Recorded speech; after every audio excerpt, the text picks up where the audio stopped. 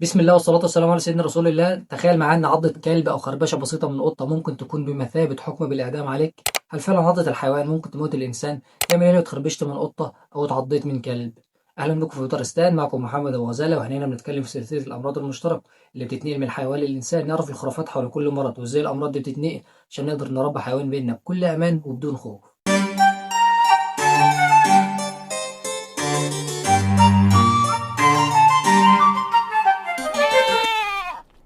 القصة التقليدية إن طفل بيلعب في الشارع عدى عليه كلب سلوكه مش مظبوط، فجأة الكلب عض الإنسان ده أو عض الطفل ده. قصة تانية إن طفلة بتلعب مع قطة في الشارع أو بتحط لها أكل أو أيا كان، القطة بتخربش الطفلة دي. تقريبا القصة دي حصلت في كل بيت في مصر، أو تقريبا عدت عليك، أو ممكن تكون حصلت معاك أنت شخصيا أو سمعت عنها قريب أو بعيد.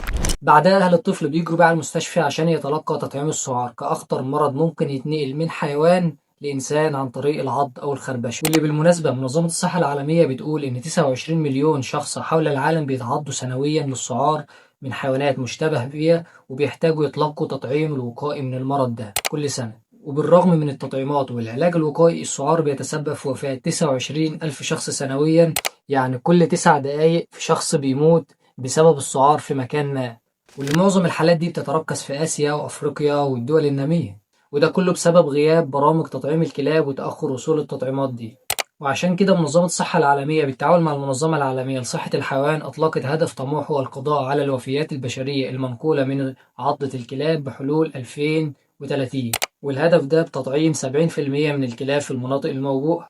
وتم تخصيص يوم 28 سبتمبر من كل سنة للتوعية ضد مرض السعار. منذ القدم، وأي حالة غريبة في السلوك أو العصبية كان بيتم تفسيرها على أساس إن هي بس شيطاني، صرع، هياج، أصوات غير مفهومة، وحتى الخوف من الماء. وكان مرض السعار واحد من الحالات الغريبة اللي كان بيتم تفسيرها على هذا الأساس. الحضارات القديمة عرفت مرض السعار وكانوا بيعتبروا الكلب المسعور ملعون، وده اللي دعم أساطير المستذئبين في أوروبا، مع إن أبوقراط وصف المرض ده ووصف أعراضه. في العصر الذهبي بقى للمسلمين، ابن سينا في كتاب القانون في الطب وصف المرض وصف دقيق جدا، وقال إنه مرض بيتنقل من عضة الكلب المسعور، وذكر أعراضه بدقة زي هياج وعطش مع خوف من الماء. وقتها كان الأطباء المسلمين بيستخدموا علاجات بدائية جدا زي الكي أو الأعشاب، وده طبعا ما كانتش بتجيب نتيجة مع مرض زي ده. ورغم ده كله فضل مرض السعار بلا علاج. اللي بيتعض من حيوان مسعور بيموت، مفيش اختيار تاني، لحد سنة 1885 ما جه عالم فرنسي اسمه لويس باستير. العالم ده نجح في عزل الفيروس وقدر ينقذ حياة طفل عنده 9 سنين اتعض 14 مرة من كلب مسعور. ومن هنا كانت نقطة تحول في تاريخ أكتر مرض عرفته الحضارات والشعوب بيتنقل من عضة حيوان، علشان يكون الطفل ده أول إنسان ينجو من مرض كان مميت بنسبة 100%. طيب ليه السعار بالخطورة دي؟ الفكرة كلها يا صديقي في طريقة عمل الفيروس الخبيث ده. الفيروس ده مش بيتنقل عن طريق الدم زي الميكروبات التانية أو الفيروسات، لا لا لا، ده بيختار طريق تاني خالص.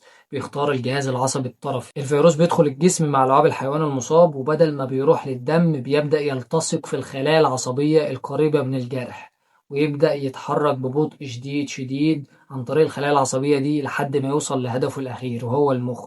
وخلال فترة السفر دي اللي ممكن تمتد من أسابيع قليلة لحد شهور، جسمك بيكون هادي خالص، مفيش أي أعراض عليه. وبمجرد ما بيوصل للمخ بيبدأ يتكاثر بسرعة كبيرة جدا، ويبدأ يظهر الأعراض اللي بتعلن نهاية الرحلة. المريض بيجيله قلق وتوتر شديد، وبعدها بيدخل في هياج وعنف مع تشنجات عصبية مؤلمة. وبعدها بيبدأ يدخل في العرج الأشهر وهو الخوف من الهواء والمية، الهيدروفوبيا. وده العرض الأبرز. التشنجات العنيفة دي يا صديقي بتضرب عضلات الحلق والبلعوم، ومجرد محاولة شرب المية أو حتى رؤيتها بتسبب تشنج عنيف جدا. المريض ما بيقدرش يبلع لعابه. اليوم نعرف إن السعار مرض فيروسي قاتل لو ظهرت أعراضه، واللي بيتنقل أساسا عن طريق عضة كلب أو خربشة قطة أو حتى حيوانات زي الجمال أو الخيول لو عليهم الأعراض. حرفيا المرض ده بيصيب كل الثدييات وكمان الخفافيش في بعض الدول. الفيروس بيدخل عن طريق الجروح أو الأغشية المخاطية، ويبدأ يتحرك عن طريق الأعصاب لحد ما يوصل للمخ، وده هدفه الأخير. وللأسف لو ظهرت الأعراض فالنجاة من المرض دي معدومة، لكن الوقاية موجودة وأكيدة كمان.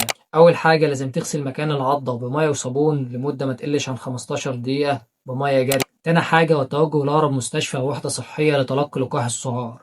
طيب حد ممكن يقول أنا كده كده هروح أصلا أتلقى تطعيم السعار، ليه أغسل مكان الجرح بمية وصابون؟ الحقيقة إن لعاب الكلب بيبقى محمل بكتير جدا من الميكروبات المية والصابون بتقلل كمية البكتيريا اللي داخلة في الجرح ده، وكمان بتقلل كمية الفيروس نفسه. ومن الحاجات الموجودة برضه في مرض السعار، أيا كان الجرح اللي هيكون في الإنسان فمش هينفع له خياطة. أيا كان الجرح مش هينفع له خياطة. وطبقا لبروتوكول التعامل مع السعار، فالتطعيم بيتاخد في 4 جرعات في أيام 0 و3 و7 و14. يعني فكرة ال21 حقنة دي خلاص ولت، ما عادتش موجودة. كمان لو عندك حيوان أليف لازم تحصنه بشكل دوري، ولو ظهر عليه أي أعراض عصبية أو أي أعراض غريبة لازم طبعا تتوجه بيه للعيادة البيطرية. مرض السعار مش بسيط ومش حاجة ينفع نتجاهلها. تعاملك لازم يكون بحذر شديد مع الحيوانات الضالة في الشوارع، كلاب أو قطط أو اللي ظهر عليها أعراض عصبية. لازم تاخد حذرك وخليك دايما واعي عشان تقدر تحمي نفسك وأسرتك. وده كان أول مرض معانا من سلسلة الأمراض المشتركة اللي بتتنقل من الحيوان للإنسان، فما تنساش تعمل لايك وسبسكرايب عشان هنزل فيديوهات عن مجموعة الأمراض دي الفترة الجاية. وكمان شير الفيديو ده مع أصحابك والناس اللي تعرفهم علشان ياخدوا بالهم. والسلام.